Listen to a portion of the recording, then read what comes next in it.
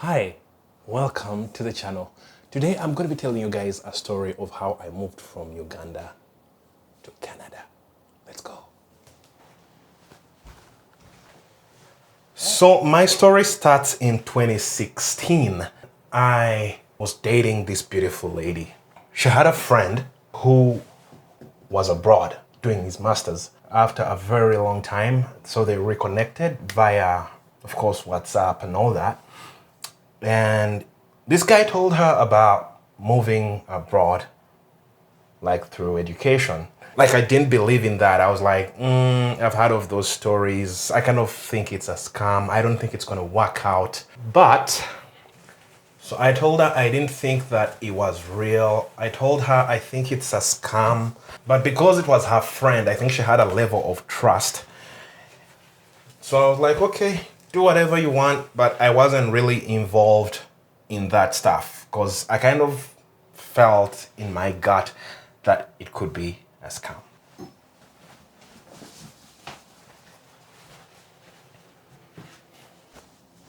So this friend of hers told her about a university scholarship program in the EU or in Europe. And this program was what they called the Erasmus Mundus. That program allows you to study whatever course you're doing, or whatever degree program or master's program or even PhD program that you're doing at different institutions of learning. For example, I could do the first year of my master's degree in Italy and then do the other year, let's say in Germany. So that's what happened with our half friend. He was doing this master's program and he was allowed to study in different institutions as long as those institutions provided an equivalent course unit. It's kind of an exchange program.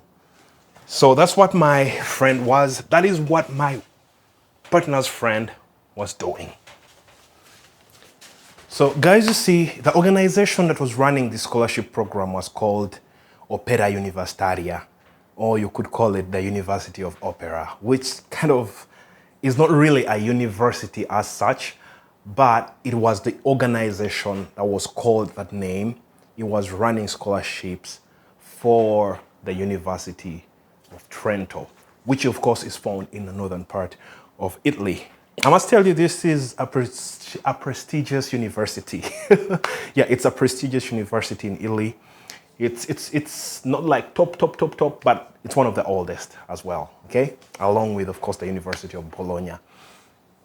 So what happened was she went to the website as the friend directed her, and then she looked at the courses that were being offered there, the kinds of scholarships that were there. So they had both partial and full scholarships. Their scholarships only covered the period of your study. For example, if you were doing a master's of 2 years, then that scholarship would only cover you for that period.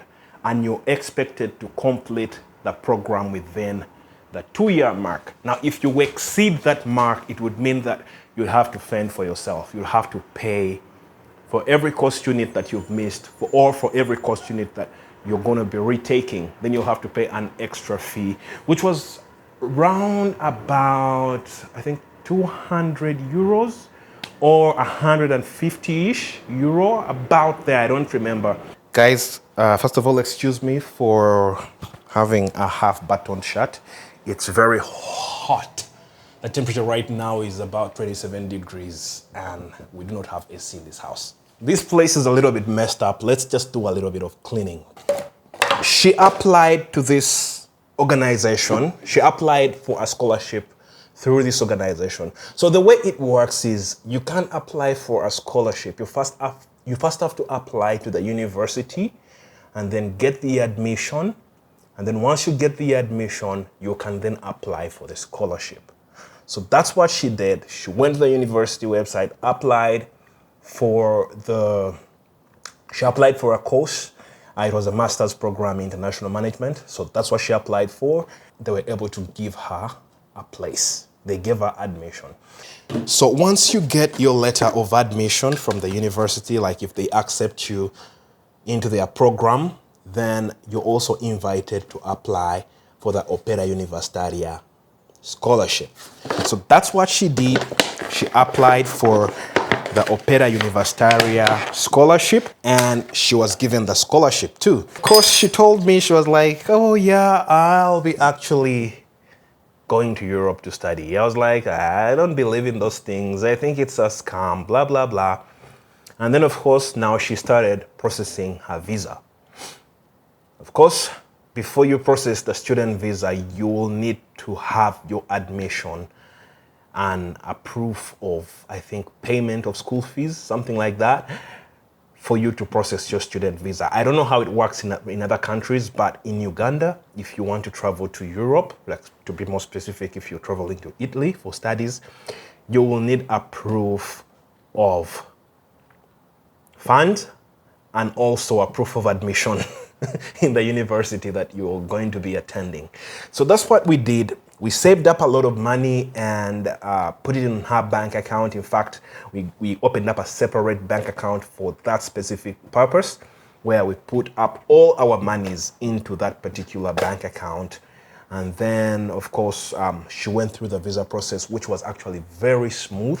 Credit to the Italian embassy. The visa process was very smooth. We didn't have any issues at all. Of course, there was a lady she told me about that was a little bit mean at the embassy in Uganda. But after all, she was able to get her visa. So once she got her visa, I was like, oh, this thing actually looks real. So you're actually going to travel. I couldn't believe it. So yeah, this is for recycle.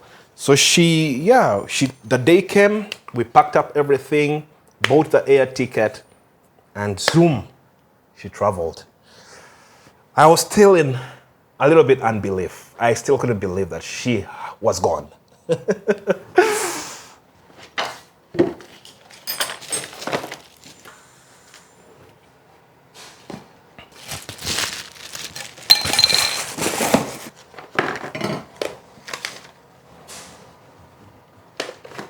So now after she left, I was left alone. It was kind of mixed emotions. I was a little bit happy for her that she had finally got that opportunity to travel.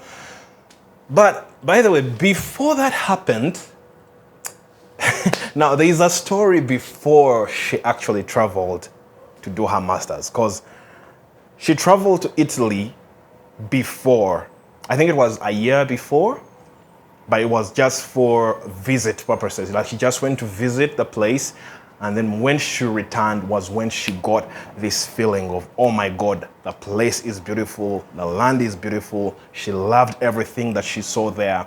And then of course that motivated her to have this interest of traveling abroad.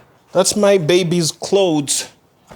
This house, no matter what, even if I try to organize this place, I have a toddler. So whenever I organize this place, my daughter will come back from school and just pull everything to the ground. That's what she's good at. I don't know if it's just my toddler, but I think every kid does this. Before in the past, when I didn't have a child, I always judged people's homes. Like whenever I walked into someone's house and found it very disorganized, especially homes with kids, I would be like, these guys are so disorganized, they are not responsible parents. Like, why is their home so disorganized? But after having my own, I now see. I now see the problem. It's real. Like, it's hard to keep the house tidy, especially when you're just two parents, mom and dad, and the child with no help. Oh my God, it's tough.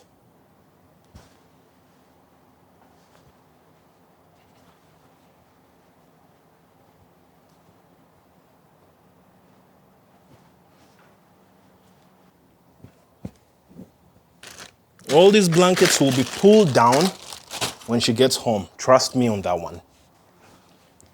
So after she traveled, it became a reality later on. I was like, okay, it's real, she's gone. Now I have to work so hard and see how I can also join her. So at the time, I had one job. I was working at a hospital as an insurance coordinator. I had worked at this hospital for almost, I think, 3 years, was coming to 4 years. But that job wasn't like my dream job. As a person who had studied a bachelor's in insurance and actuarial sciences, I felt like my skills were not being utilized. So I wanted to really get into an insurance company and do my dream job. So I began applying to these insurance companies, then I landed myself the job of my dreams as an insurance underwriter. And the reason for that was because I was looking for money, but I did not just want to do it at just any other job because I need money. I wanted to do something that I loved in order to get more money to fund my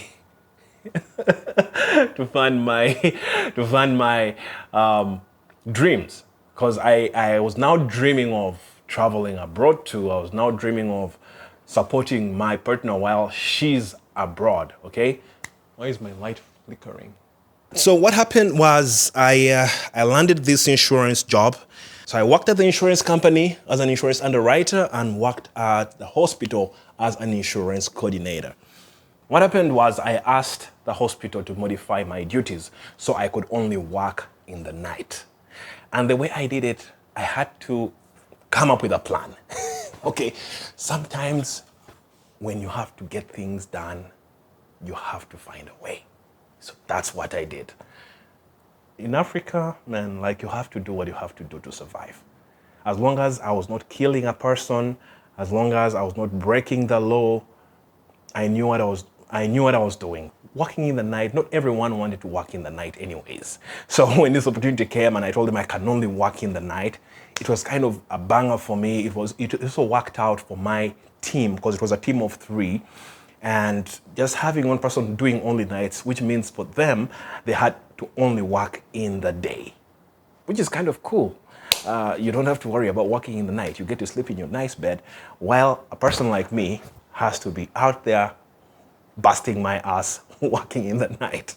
Okay, so I didn't see any problem with that. I think HR didn't find any problem with that. They granted me that, and I was working in the night at the hospital, and in the day I was working at the insurance company, 9 to 5, and then 8 to 8 at the hospital. 9 to 5 at the insurance company, 8 to 8, a 12-hour shift at the hospital. I had to make ends meet. Guys, it's tough.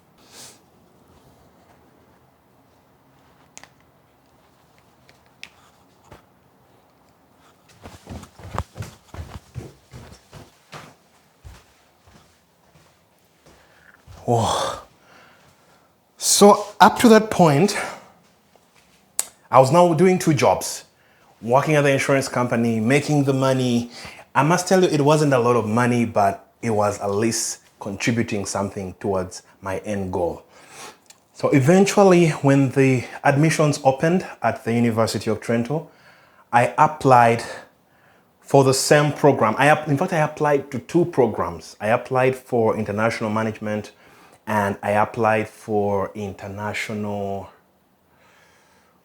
what was the other course called? I don't remember, international innovation. Yeah, I remember. So I applied for international innovation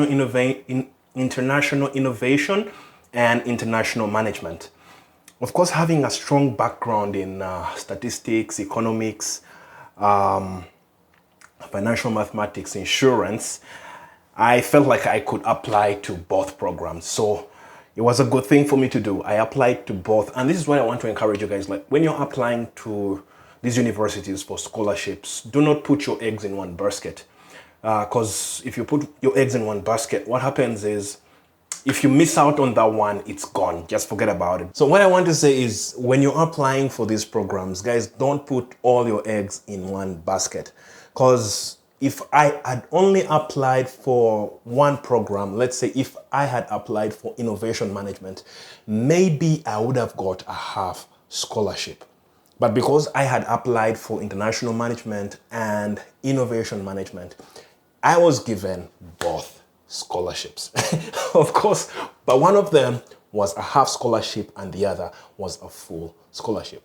Of course, As a person who doesn't have a lot of money and I just needed to make sure that all my studies was funded, I don't have to worry about nothing. Of course, anyone sane would choose the full scholarship. So that's what I did. I chose to go with international management, which was a full scholarship, and I left out the innovation management that was only a half scholarship.